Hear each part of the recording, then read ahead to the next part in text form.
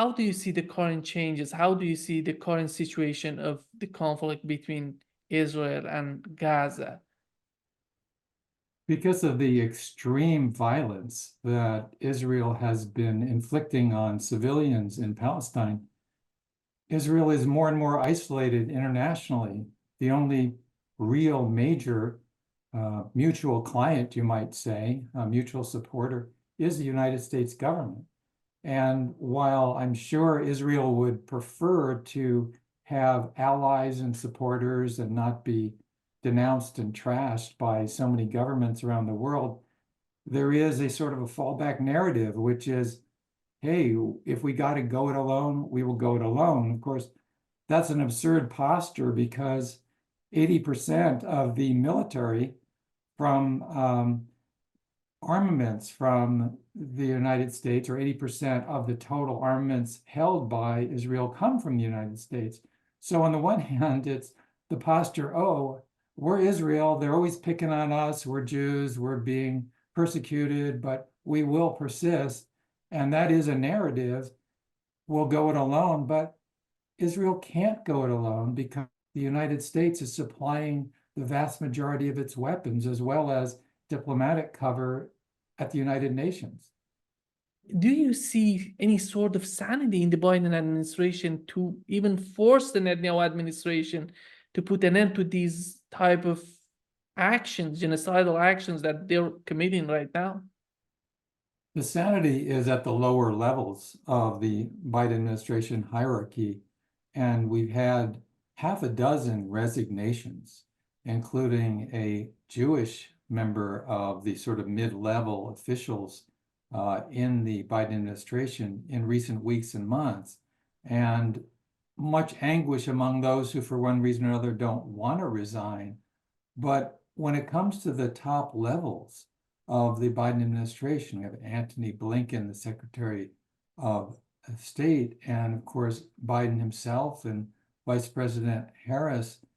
It's the top guy who calls the shots. And so Biden seems really numb to the realities. He has a sort of a blinkered vision that has been fairly consistent, only mildly modified in recent months for 50 years. You know, he came into the US Senate in the 1970s, like most in Congress, swearing his support and allegiance to Israel as an ally. He said on more than one occasion, he put it this way, if Israel didn't exist, the United States would need to invent it. He said that, quite candidly, Israel supports the US and the US supports Israel. So while he's occasionally sort of modified his rhetoric, he walks it back.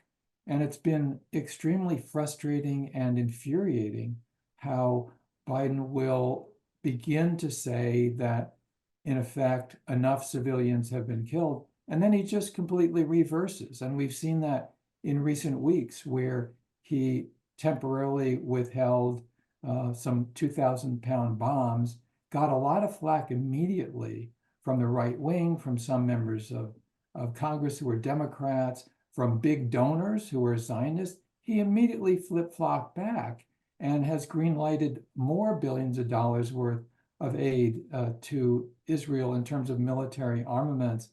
So this is, it's infuriating. And another point, Nima, about your question that comes to mind is that during the Vietnam War, we know this especially from the Pentagon Papers and from some retrospective history, there were people inside the Johnson administration who said, this is not a good policy.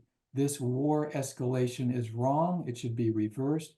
There was an advisor, George Ball, who said that privately. And even Hubert Humphrey, the vice president, privately said that at times internally during the escalation of the Vietnam War. But the president's the top dog. And so the net effect is these people kept it quiet. They kept it secret. They didn't dissent publicly because they felt that would burn their bridge and perhaps ruin their ascent politically in their career. And so we've seen this very similar now, and it's an awful echo of the Vietnam War: internal dissent, public regimentation. We know that there is a movement in the United States on the part of students protesting the policy in Gaza. And we've seen the reaction coming from the Republicans, from the Biden administration, was not that different. They were Right. pretty Yeah. on the same line. Yeah, no, that's a good point, Nima. I think the demagoguery coming from the White House has been just awful on the whole matter of protests and Israel and anti-Semitism. And in a nutshell, Israel as a government, as a country, has defined itself as the Jewish religion and Jewish people. And if that assumption is accepted, then all kinds of demagogic nonsense follows, because since Israel has been aligned with repressive regimes for decades around the world, apartheid South Africa, Guatemala under Rias Mott, many other, the dictators in the Southern Cone, Israel embraced those and made alliances with them historically for decade after decade. And now we have this increasing violence, repression, mass murder, apartheid, and essentially genocide being inflicted by the Israeli government. And we have the rhetoric coming out of the White House saying, oh, those who are protesting it are anti-Semitic. Well, that's nuts.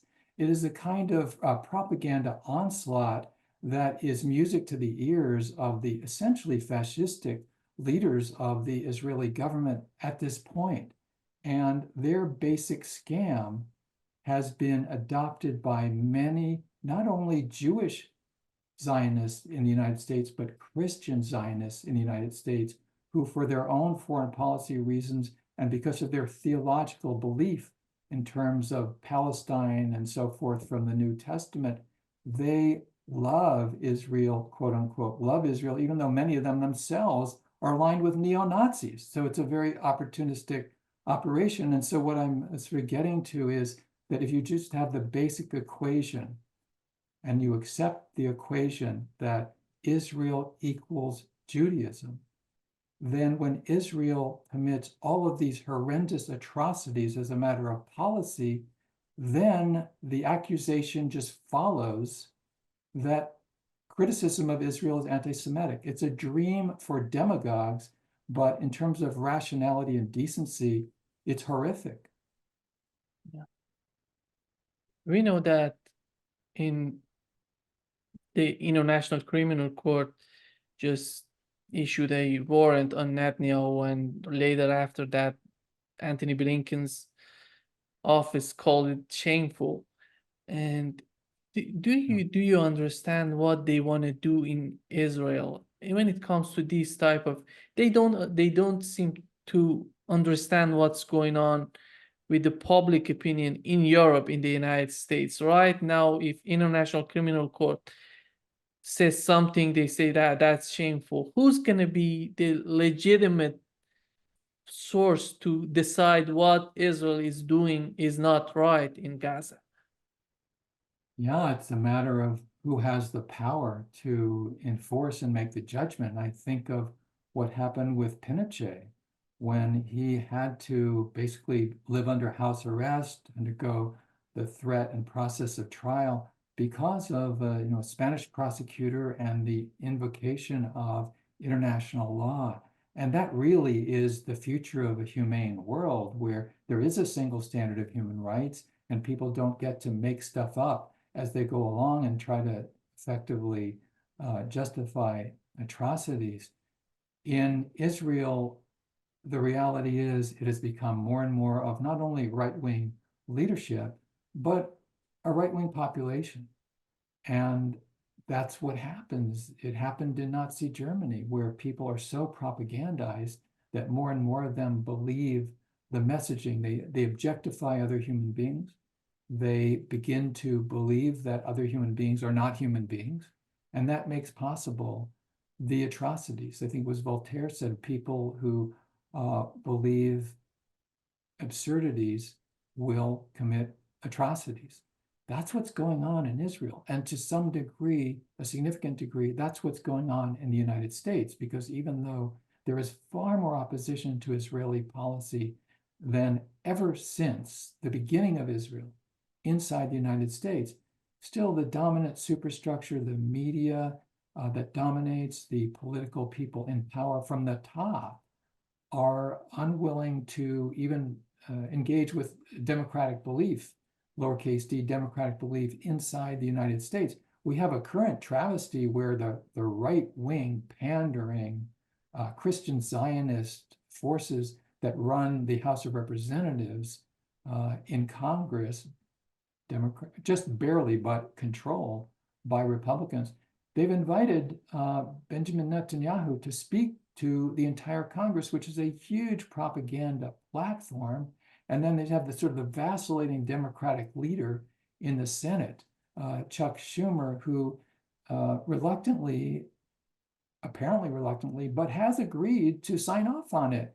So this is an example where after all this carnage that continues, you have basically an enabling process from the political power structure in the United States for it to continue. And, I'm just old enough I was born in 1951, so I was growing up during the escalation of the Vietnam War. This is very similar, where you have the combination of jingoism, nationalism, racism, ethnocentrism, to tacitly or not assume and proceed as though Vietnamese people, they aren't really people. Like William Westmoreland infamously said, the commanding general of the US forces in Vietnam, he said, people in Vietnam don't feel grief for loss of loved ones the way in the United States we do. And there's a parallel between that attitude towards Vietnamese people and attitude today towards Palestinian people. Yeah. Do you think with all these new changes in the world, how the public opinion is in the world is totally, a majority of the people are against the policy in Gaza? In your opinion, would that bring some sort of pressure on Netanyahu to just change his mind, and maybe, because at the end of the day, we cannot continue this conflict forever. There has to be something, there has to be an end to this conflict.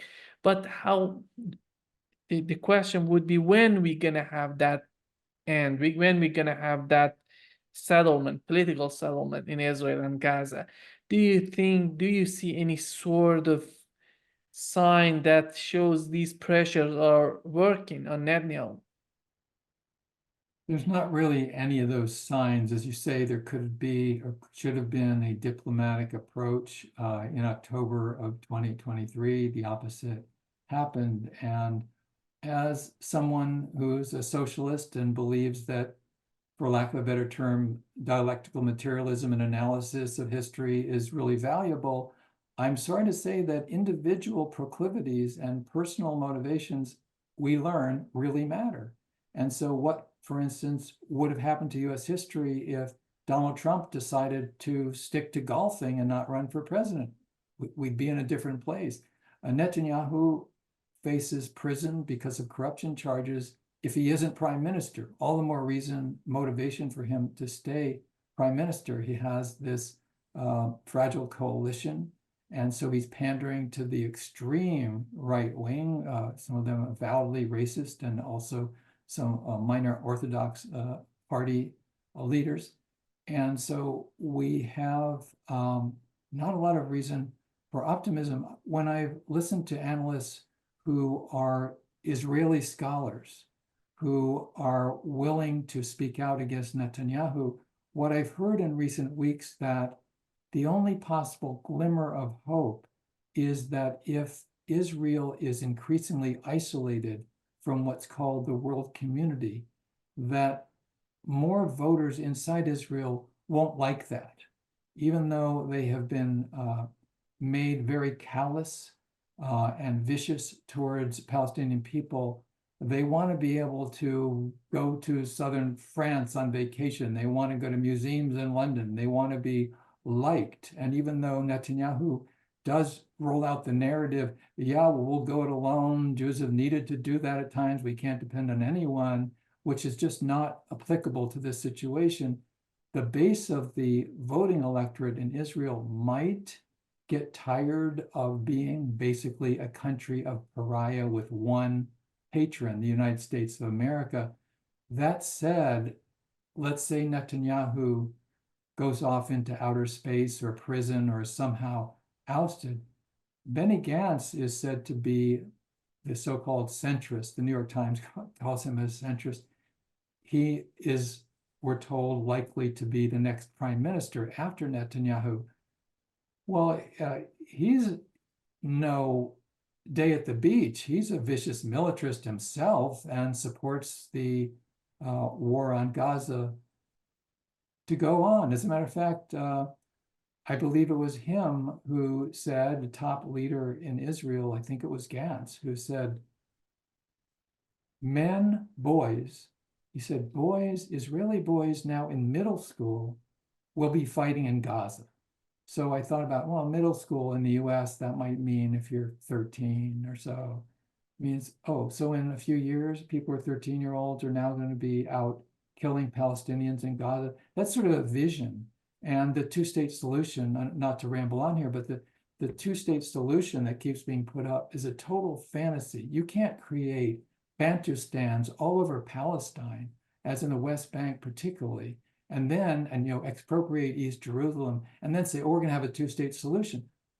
I say that the two-state solution is just a way for politicians in the United States and so forth, and media pundits, to pretend that it's viable to continue these policies and then have some sort of quote unquote solution. It doesn't make sense, but it is a way of sort of continuing to kick a can down the road that has been so destructive now for 75 years. Yeah.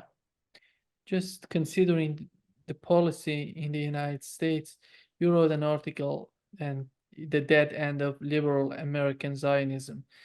We've seen that with this student movement in the United States, we see a gap between the generations in the United States when it comes to Israel and their policy in Gaza.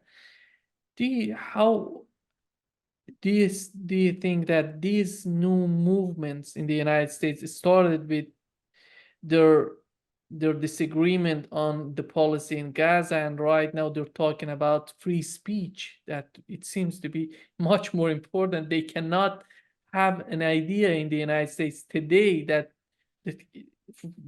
for instance, what Israel is doing in Gaza is wrong, and everybody says, no, you cannot say that. And this is the problem. This movement is growing in the United States. And how do you connect your article to this movement in the United States? These movements really are growing from the bottom up. Campuses have been, fortunately, sort of a hothouse growing place for them, and elsewhere, older people as well. But demographically and in terms of polling, the older you get in the US population, the more pro-Israel. And people who are now in their teens and 20s and 30s, much more willing to support the human rights of Palestinians. And that sort of blew up, obviously, and openly in recent weeks in terms of college campuses. So it's an increasing split. And the polling is so obvious that a hacked phone call from a strategy session led by the head of the Anti-Defamation League, a very strong Zionist group in the United States, had him saying, listen, folks, we don't even see this as a left-right problem. We see that as an old-young problem. He said, we have a TikTok problem. We have a problem with young people. And it's really difficult for the old people. You know, there's an old Phil Oakes song. He said, it's always the old who send us to war. It's always the young who fall. And this is a parallel. The enthusiasm for the objectification of Palestinians is much more concentrated among older people in the United States. And so over a period of decades, presumably, the attitudes will continue to shift and will reach a tipping point and go over, but that's such a long time from now. So movement building is really obviously very arduous. Sometimes it's all too slow. The people with a lot of levers of power and media access, they're slandering this movement every which way they can. And this gets back to what we were talking about earlier, to accuse the opposition to genocide of being anti-Semitic is absurd, but it's one of the main propaganda weapons that are being used. Yeah. And how do you see the dead end of liberal Zionism in the United States? And what has led to that? I think the contradictions have led to that because it has been less and less viable or convincing to talk about a, quote, democratic Israel when it's so patently undemocratic. When you have groups like Human Rights Watch, Amnesty International, the Israeli human rights group, B'Tselem, all saying that Israel is an apartheid state. And so the contradictions have become more and more obvious and more difficult to paper over and camouflage and obscure.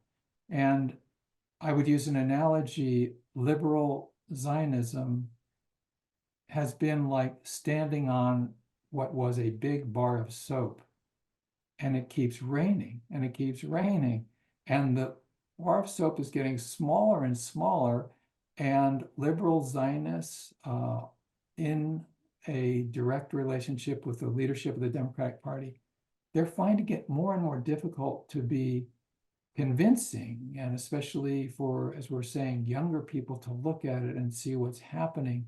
One other thought that I've had, and I want to write something about this more directly, is that while there's always been a close relationship for many decades between US militarism and American Zionism, that closeness has become closer and closer.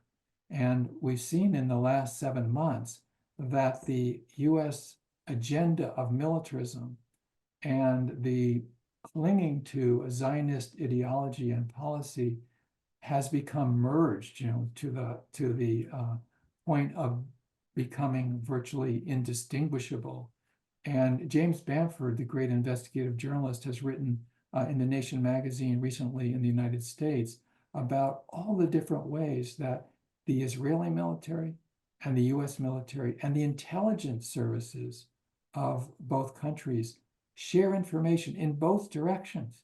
And so in Gaza, essentially testing out weapons and giving data to the US, vice versa, the US giving data, intelligence data to the Israeli government.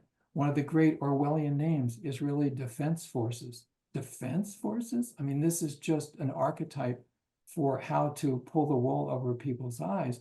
And more recently, there have been protests from Google employees in the United States because Google and Amazon together have a contract with the Israeli government, $1.2 billion with a B, $1.2 billion to provide services, places like Amazon Web Services and so forth, very sophisticated iCloud data services and so forth.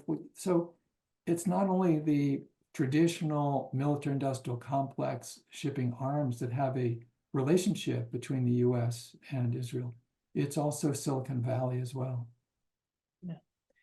Norman, I think whenever we talk about Zionism, people may think that we are talking about Jew Zionists, but we know that a lot of these people who are Zionists are Christians, and much more in a much more radical way.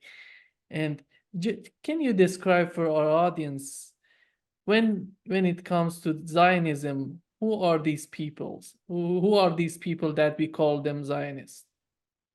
It's really, I think, a multifactorial panoply of groups and individuals, often for their own terms. I mean, I'm not a scholar, but the Balfour Declaration really early in the 20th century led the path. Well, there's a lot of anti-Semitism in Britain, but Britain had its own motives, and after World War I and so forth.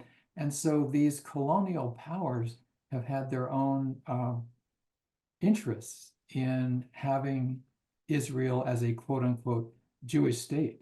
And we've had many forces finding it useful to line up behind Israel for their own purposes. We know that is the nature of politics. People often land on the same square on the chessboard for different reasons, and they try to navigate the terrain in a way that will advance them.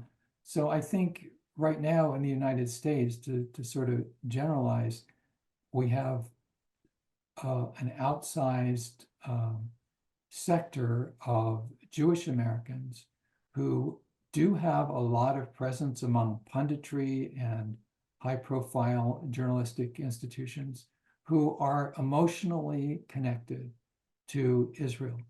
And that's a form or an avenue for Zionism. And more generally on the left, although this is dissipating, it's less and less true, but there's still a significant factor here. There's an expression, PEP, progressive except for Palestine. And that has been a very strong phenomenon on the left, and it's getting less and less of a phenomenon, which is very good to make it less and less, but it also is alarming to the hardcore of Zionist groups we have in the electoral arena, AIPAC, the American Israel Public Affairs Committee.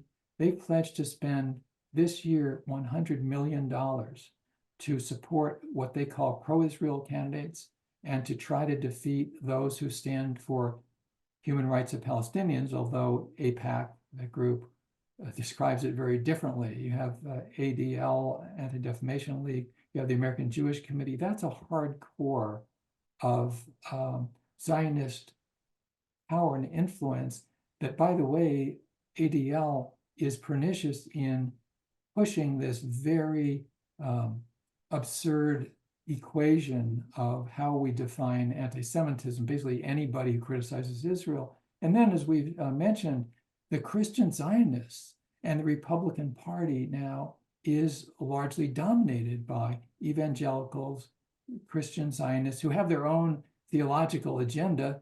And so it's really remarkable, as I mentioned, to have some members of Congress who are aligned essentially with anti-Semitic groups, I mean, real anti-Semitic groups, neo-Nazis and so forth. They're champions of Israel. So these are very important forces involved. And then there's the military-industrial complex. I mean, I mentioned Google and Amazon and sort of new wrinkle, the digital corporations, but there's the traditional as well. I mean, it's just as shipping millions of dollars, billions of dollars of weapons to Ukraine. That's a huge constituency. In US parlance, they call them defense contractors, which is completely wrong. They're not defense contractors, they're military contractors. And the same holds for Israel. I mean, when Congress voted just late April and Biden signed legislation for $17 billion of more arms to Israel, that's big money. That is a lot of profit for the military contractors who really want to make a killing in more ways than one. When it comes to AIPAC, the Israeli lobby in the United States, in your opinion, we know that they have a lot of influence on the US foreign policy in Israel and in Gaza, in Palestine.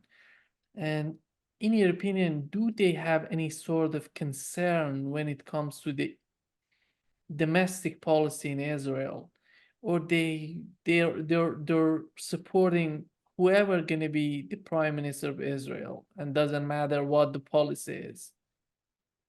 Well, that's an interesting point, because before the horrible attack by Hamas, the mass murder by Hamas on October 7th of last year, there was, of course, tremendous turmoil, because not only is Netanyahu and his coalition, not only are they terribly militaristic and eager to kill Palestinians, but they also are economically very right-wing. It's some of the Milton Friedman school of not extreme neoliberalism, like what struck Chile after the coup in 1973 until 1990, but also they are against democracy internally.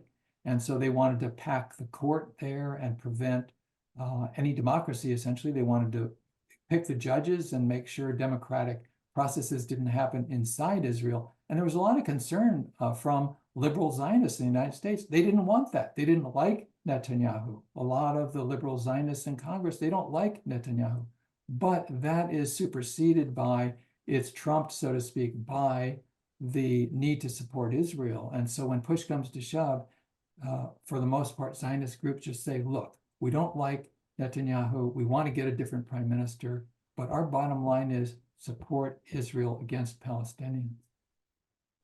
China, that was playing an important role in bringing Iran and Saudi Arabia together to make some sort of agreement between them. And they're trying to, we've seen that they're trying to bring Hamas and Fatah together. How do you see the United States and China working with each other, or even Russia? We know Russia is much more influential when it comes to the Middle East.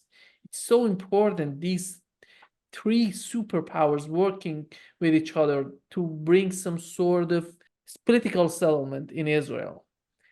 Do you see that coming, or we're gonna have more escalations, more tensions between these superpowers? Well, it's hard to be optimistic. I think you're addressing some really crucial points from a global standpoint. The United States, let's face it, has been the biggest purveyor of violence in the last many decades on the planet, and the biggest violator of any semblance of international law. To invade Afghanistan in 2001, to invade Iraq in 2003, well, going back to leading the NATO attack on Kosovo and Yugoslavia in 1999, then to be at the head of the PAC war on Libya, which destabilized the Middle East. When was that? Around 2011 or so. These were absolute violations of any definition of international law, and it's an Orwellian travesty. I don't know if people watching, I'm sure some have read Lewis Carroll's Through the Looking Glass, where Humpty Dumpty is challenged by Alice, and Alice says, the question is, how can you make one word mean so many different things? And Humpty Dumpty replies, the question is, who is to be master? That's all. And so in the recent couple of years, we've had US Secretary of State Antony Blinken and President Biden say repeatedly that what the United States is seeking is a global, quote, rules-based order, a rules-based order. And I say what that really means when they say it is, we make those rules and we break those rules. And when you tell the world, and you're the most powerful military force by far on the planet, do as we say, not as we do, it's ridiculous. And to the extent people can ignore that, they will. And so when we look at the examples, I mean, a lot of people want to counter, understandably, this unipolar power in the world. Then we look at BRICS. And so there are these economic and political forces that can and should join together. But I think there's maybe the crux of part of the answer to, I think, your very important question is that the more international law is violated, not in rhetoric, but in reality, the more difficult it is to have some genuine problem solving and cooperation by different nations to end slaughter taking place in Gaza and elsewhere. And it undermines the United Nations. I mean, for my book, War Made Invisible, I've just finished an afterword all about the Gaza war. When the book comes out in September, I'll have like 30 pages in about the Gaza war. And in doing the research, I was really struck by the role of the United Nations. From October on, they have been consistent, they have been forthright. The General Secretary and the Human Rights Commissioners and so forth, they have just been very clear that mass murder of civilians is taking place in Gaza, that starvation is being used as a weapon of war by the Israeli government. We have the United Nations that, to the extent one exists, is a global voice for humanity, and yet it's being undermined by these militaristic, powerful governments that don't want to have anything to do with it in practice. the problem is here that when you look at the history, there is always, you find some sort of ideas to otherize people, to otherize them, that they are so different, we are not. This cannot be, in my opinion, cannot bring people together. We have, if we point out our common sense, our common ground to work with each other, would be much more helpful to bring some sort of solution. When it comes to the US foreign policy, if it's based on the national security, that the other people are autocracies, we are democracies, do you think that at the end of the day, we're gonna reach a peaceful solution, peaceful political settlement at the end of this dark tunnel?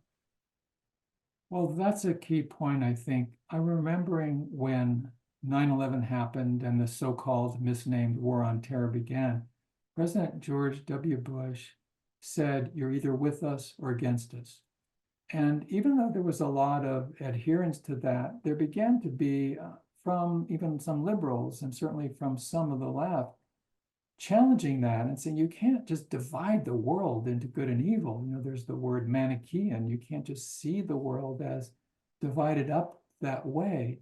And it's an absurdity for the United States to claim that mantle X. And I think it goes to your point that once you say that there are good people and bad people on the planet and good and bad societies, you cut off capacity to really have mutual understanding. The United States certainly has no standing to put a halo over its head, that it's some kind of angelic force. And yet the United States has reverted more and more to, it's just a 21st century version of the Cold War or a new Cold War.